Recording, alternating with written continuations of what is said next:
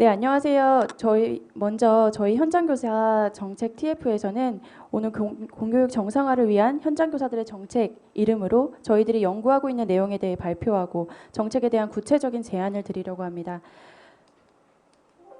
불과 10일 전 저는 인디스쿨이라는 초등학교 교사들의 커뮤니티에 글을 하나 올렸습니다. 글 제목은 학교 현장을 바꾸기 위한 정책 TF팀을 모집합니다였고 정말 많은 선생님들이 이 글에 응원과 참여 의사를 보여주셨습니다. 이곳에서 아동학대 TF, 문제행동 지도 매뉴얼, 민원창구 단일화, 학교폭력 TF에 4가지 TF팀을 모집했습니다. 모집 기간 동안 약 80여 명의 선생님이 모이셔서 각자 관심 있는 분야의 TF팀에 들어가셨습니다. 아동학대 신고를 받았던 교사, 악성민원에 시달렸던 교사, 학폭 담당 교사 등 모두가 자발적으로 TF팀에 모이셨습니다. 그리고 우리는 우리가 존재하고 살아가는 학교를 바꾸기 위해서 17일에 프로젝트를 시작하였습니다. 그리고 오늘이 10일째입니다. 그 누가 시키지 않았는데도 선생님들은 각종 연구 보고서와 정책 현황, 해외 사례를 수집하기 시작하셨고 밤샘 회의를 통해서 토론하고 끊임없이 토의했습니다. 저희 팀의 연구 절차는 다음과 같습니다. 8월 2일부터 활동을 시작하여 자료 수집 및 설문 준비 과정을 거쳐 지난 주말까지 1차 설문이 끝났고 약 3일간 설문 통계 및 해결안 도출을 하였습니다. 현재는 2차 설문을 준비하여 1차 설문을 토대로 각 팀에서 현장 해결안을 도출한 것을 학교 현장에 적용했을 때 보편성, 유용성, 설명성 등을 조사하고 정책에 대한 현장 적용성을 평가받으려고 합니다. 2차 설문 분석이 끝나면 교육부에 전달할 목적으로 최종 연구 보고서를 작성할 예정입니다. 저희가 작성한 1차 설문지입니다. 설문의 문항수는 약 147개이며 설문 시간은 약 40분 정도가 소요되었습니다. 약 이틀간 설문을 받았으며 총 4개 주제에 대해 설문 문항을 받았습니다. 1차 설문 결과를 발표하겠습니다. 총 설문 참여자 수는 21,317명으로 현직 교사 50만 명의 4%에 해당하는 신뢰도 있는 자료입니다.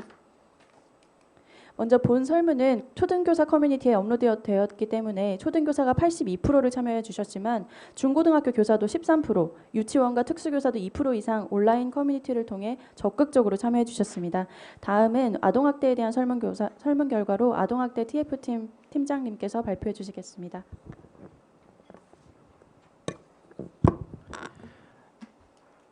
네, 안녕하십니까. 아동학대 TF팀 충북 목행초등학교 교사 고영규입니다.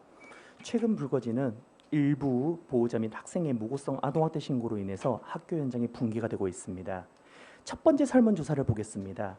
99.2%의 교사가 아동학대 관련법으로 인해 교육이 위축된다고 응답하였습니다. 위축된다고 답한 이유를 순위대로 말씀드리자면은 언제든지 신고당할 수 있다는 두려움, 정당한 교육이 녹음 등으로 왜곡될 두려움, 자기 검열, 마지막으로 자신을 방어하기 위한 기록 작성에 대한 자기감과 업무적 곤란함 순이었습니다. 두 번째, 교육청 협조가 필요한 아동학대 관련 정책 중 무엇이 가장 시급한지 물어본 설문 결과입니다. 교사의 즉각적인 법률 보호와 대응을 요청하였습니다. 자세한 부분은 현장 해결한 부분에서 말씀드리겠습니다. 현재 교사들이 느끼는 불안감은 아동복지법 제17조 5호에 대한 부분입니다. 무려 90.9%의 선생님들께서 정서학대와 생활지도에 대한 경계가 불분명하다고 말씀하셨습니다. 그러므로 이런 아동학대에 대한 1차적 판단을 위원회에 맡겨야 된다는 가정 아래 교육적 활동의 특성을 평가할 수 있는 현장 교원을 포함한 교육 전문가로 구성해야 된다는 의견이 89.2%였습니다. 현재 운영하고 있는 지자체 아동학대 사례 전문위원회는 첫째, 교육 전문성이 부족하다. 둘째, 아동학대 인정 사례에 지나친 광범위한 점을 지적받고 있습니다. 최근 언론 기사 중 교원 아동학대 사례 중 1.6%만 기소를 당한다라는 언론 기사가 많기도 합니다. 현재 많은 위원들께서 저희에게 도움을 주시고자 입법 작업을 해주시고 계십니다. 이 자리를 빌어 감사하다는 말씀을 꼭 드리고 싶습니다. 위원한 중 갈등을 조정하는 분쟁조정위원회에 대해 설문한 부분에서는 91.8%의 선생님들께서 아동학대 신고를 예방하기 힘들다라는 우려를 보여주셨습니다. 그렇다면 저희 팀의 해결 방안에 대해서 말씀드리고자 합니다. 원칙은 이겁니다. 죄가 확정되면 그때 징계하고 그때 구상권 청구하고 그때 혼내주세요. 그전엔 우리를 보호해주세요입니다. 첫 번째로 교육청에 언론 대응, 보호 프로그램 컨설팅, 행정 절차 등을 보조해주는 원스톱 아동학대 전담 대응팀을 요청드립니다. 그와 동시에 법무사, 변호사 등이 포함된 법률 자격자가 포함된 법무팀 역시 요청드립니다. 이미 충북교육청의 교원 119, 그리고 경기도 교육청 안성교육지원청에 있는 학교폭력 갈등 중재단 등등 17개 시도 교육청마다 유사 제도가 존재하고 있습니다. 이에 대한 통합 그리고 표준안을 강력히 요청드립니다. 학교 관계자의 교사 신고 사안은요. 신고 의무만 강조되고 합리적 의심 그리고 직무상 범죄의 발견에 판단 기준이 없다고 생각하고 있습니다. 이에 다음 두 가지 방안을 제시하고자 합니다. 첫 번째, 학교용 체크리스트를 현장 상황에 맞춰 개발해 주시기를 부탁드립니다. 이미 2016년도에 교육부에서 위탁 제작한 유치원 교직원용 아동권리보호 자가 체크가 있는데 현재 실무상 쓰이지 않는 것 같습니다. 그리고 2022년 아동학대 학교 가이드북 35페이지에 있는 체크리스트는 현재 가정용 기준입니다. 두 번째로 신고자의 합리적 의심과 범죄 발견에 대한 근거를 해주실 것을 명확히 요청드립니다. 이미 2022년 아동학대 가이드북 133쪽에 일방 민원으로 신고할 의무가 있다고 보기 어렵다라고 쓰여 있는데 이 부분을 고시 혹은 지침 혹은 매뉴얼 등에 명시적으로 삽입해 주실 것을 강력히 요청드립니다. 자신을 방어할 기록에 대한 부담감을 호소하는 교사가 매우 많습니다. 교사 커뮤니티에 의하면 4년 전, 10년 전 제자에게 아동학대 신고를 당한 사례가 올라오기도 하였고요. 최근 언론에서는 17년 전 담임교사가 신고된 사례도 있었습니다. 이에 선생님 본인이 작성한 상담 누가 기록을 기록한 연도에만 열람이 가능한 현 시스템을 보완해 주실 것, 그리고 그 다른 여러 가지 보호 제도를 좀 마련해 주실 것을 부탁드리겠습니다. 시간 관계상 교원 위주 사례위원회 구성 제안 관련 슬라이드는 생략하도록 하겠습니다. 이 통계를 보시듯 밑에 보시면은 이제 욕설, 비난, 그리고 꼬집기, 구렛나루 당기기, 그리고 저기 맨 마지막에 사랑의 매 이런 것들에 대해서는 선생님 스스로도 아동학대라고 생각하시는 아동학대에 대한 민감성이 정말 높습니다. 이제부터는 국회의 시간이라고 생각이 듭니다. 교사는 안심하고 가르치고 싶고 학생들은 교사에 위축되지 않은 교육을 안심하고 배우고 싶습니다. 법령과 학칙에 근거한 생활지도 그리고 아동학대의 분리를 간곡히 요청드리겠습니다. 감사합니다. 다시 최선 선생님께 마이크를 드리도록 하겠습니다. 네, 다음으로 시간이 좀 부족하므로 빨리빨리 진행하겠습니다. 문제행동 지도 매뉴얼 관련 정책 제안입니다. 설문조사입니다. 교사들이 가장 힘들다고 느끼는 문제행동 유형은 수업방해 행동이었습니다. 그리고 학교에서는 거의 대부분의 교사들이 문제행동을 일상적으로 겪고 있습니다. 많은 학생들 또한 학습권을 침해당하고 정서적 불안감을 느끼는 상황을 빈번하게 경험하는 피해를 입고 있습니다. 이러한 상황은 교사를 무기력하게 하고 공교육 질저하로 이어져 피해는 고스란히 학생들에게 돌아갑니다. 피해가 심각한 상황이지만 96.8%의 교사가 학생의 문제 행동에 적극적으로 대처할 수 없다고 말합니다. 이유는 교사의 교육활동을 보호하는 장치가 없기 때문입니다. 교사들은 문제 행동 지도 매뉴얼의 필요성을 느끼고는 있으나 기존 매뉴얼, 교육청, 교육부 차원의 매뉴얼이 도움이 되지 않는다고 밝혔습니다. 따라서 구체적이고 교사의 자율성을 보장하고 현장의 교사들이 작성, 배포, 개정에 지속적으로 참여하여 현장 적용성을 높인 새로운 매뉴얼을 필요로 합니다. 또한 안전한 교육 환경을 무너뜨리는 심각한 문제 행동에 대해서는 즉시 분리 조치가 필요하며 교육적 차원의 즉시 분리 조치를 위해 가정과 관리자가 이 과정에 함께 해야 합니다. 관리자는 즉시 분리가 필요한 학생을 교실에서 분리하여 지도하고 즉시 분리 상황을 학부모에게 고지하는 역할을 담당해야 합니다. 심각한 문제 행동을 지속적으로 보이는 학생의 보호자 대부분이 치료에 비협조적이므로 교사들은 더 이상 교육적 해결 방안을 찾지 못하고 좌절하고 계십니다.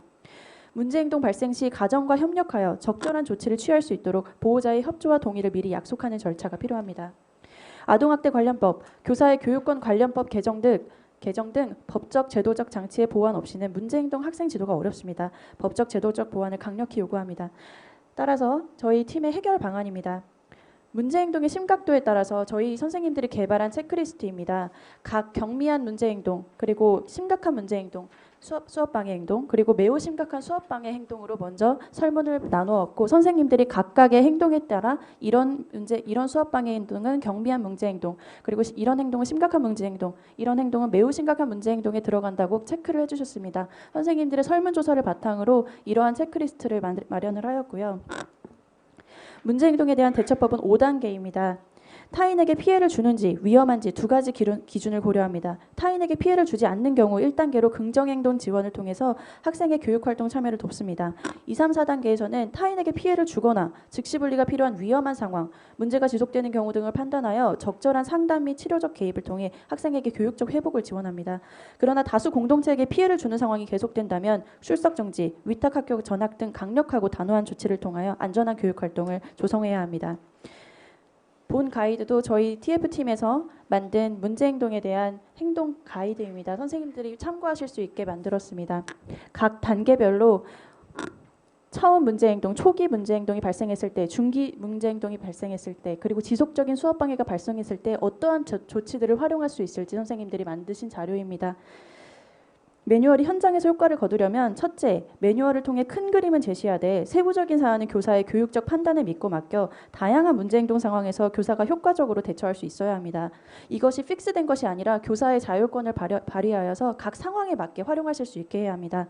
둘째, 법적 제도적 보완이 반드시 이루어져야 합니다. 법적 제도적 조치 보호 장치가 마련되지 않는다면 교사의 대처는 현재 상황에서 한 발자국도 앞으로 나갈 수 없을 것입니다. 민원 창구 단일화 관련 설문 결과입니다. 그렇게 하면 많은 시간이 이제 소요될 것 같거든요. 네. 저기 핵심적인 알겠습니다. 내용만 좀 정리를 그러면 해주시고요. 설문은 네네. 가능하면 빨리빨리 네네. 넘어가도록 네. 하겠습니다. 교사들의 민원 응대시 직감적 어려움, 그리고 민원 처리로 인한 일상생활 지장 정도, 그리고 민원 창구 단일화 시 효과, 민원 창구 단계화 및 단계별 선호도, AI, 나이스, 출결 어플 등을 도입하여 효과적인 민원 처리가 필요하다고 하셨고요. 학교 방문을 위해서는 먼저 명확한 요구가 들어간 서면 작성 요구를 말씀하셨습니다. 전화 상담에는 절차가 개발되어야 하며 법적 의무가 고지되어야 하고 교사와 민원인의 1대1 만남은 지양되어야 한다고 말씀하셨습니다. 가장 도움이 될 것이라고 생각하는 방안은 다음과 같습니다. 그 어플과 그 개발된 방안에 꼭 이것이 들어갔으면 좋겠다고 하셨습니다. 네, 민원 창구 단일화 TF팀의 해결 방안입니다.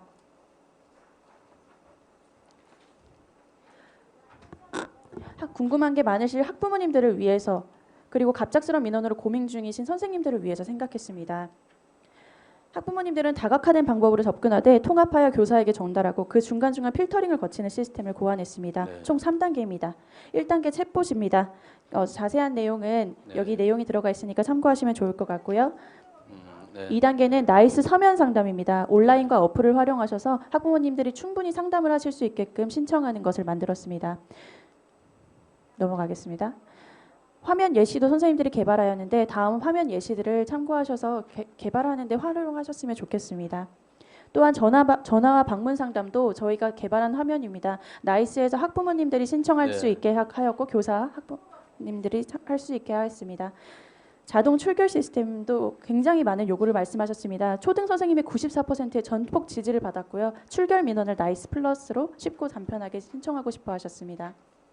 네, 마지막 학교 팝업 이거는 관련 좀 건너뛰고 바로 네. 결론을 좀 결과는 가셨으면 넘어가도록 좋겠습니다. 하겠습니다. 자료에 들어가 있으니까 활용하시면 좋을 것 같고 해결 방안입니다. 네, 현 제도는 저희가 선생님들이 책임교사의 업무 과부하가 너무 심하기 때문에 선생님들이 다음과 같은 사안 처리 단계를 제안하고 있습니다. 학교가 학생 교육에 집중할 수 있도록 학폭 사안 접수부터의 처리 절차를 교육청으로 이관할 것을 요구합니다. 0단계, 해당 매뉴얼은 학폭 중재 프로그램부터 시작합니다. 피해 학생 보호자는 챗봇을 통해 학폭 절차 및 필요 서류를 확인하고 준비하여 중재 프로그램을 신청합니다. 그리고 갈등 화해 중재단이 이 중재 프로그램을 진행하여 중재에 실패한 경우만 학폭으로 접수합니다. 학폭으로 접수되면 1단계를 진행합니다. 갈등 화해 중재단이 사안에 대해 심층적으로 조사한 후 조사 결과를 학교에 안내합니다. 2단계는 전담기구의 운영 및 주체가 교육지원청으로 이관되는 점 외엔 기존과 동일합니다. 교육지원청은 심의 결과를 하고 학부모에게 통보하며 조치는 보호자와 학생이 직접 계획하고 결과를 보고해야 합니다.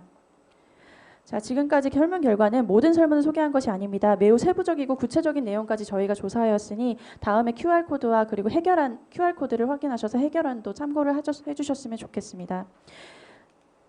저희는 현재 심각한 교직 환경을 바꾸기 위해 모인 일시적인 TF팀이지만 교육부에서는 추후 정책을 추진하고 그것이 학교 현장에 잘 정착하기 위해 교육부 차원의 상설화된 현직 교사 정책 자문단 조직이 필요합니다.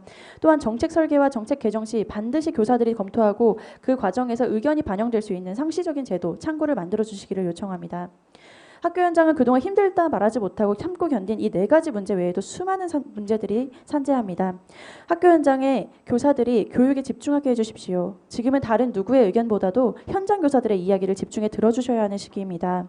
정말 정책 설계부터 추진, 피드백까지 전문가인 교사의 목소리를 온전히 반영해 주십시오. 소통 강화도 좋지만 지금은 교사들을 먼저 살려야 하는 시기입니다. 저희 정책 TF팀은 17일까지 최종 연구 보고서를 내게 됩니다. 최종 보고서가 나오기 전까지는 정책 형성 과정에 저희의 도움이 필요하다면 최선을 다하여 저희의 연구 결과 및 학교 현장의 이야기들을 전해드릴 것을 약속드립니다. 탑다운식의 교육 행정이 아닌 아래에서 올라가는 바텀업식의 진정한 사람을 살리는 교육 행정이 되기를 소망합니다. 감사합니다.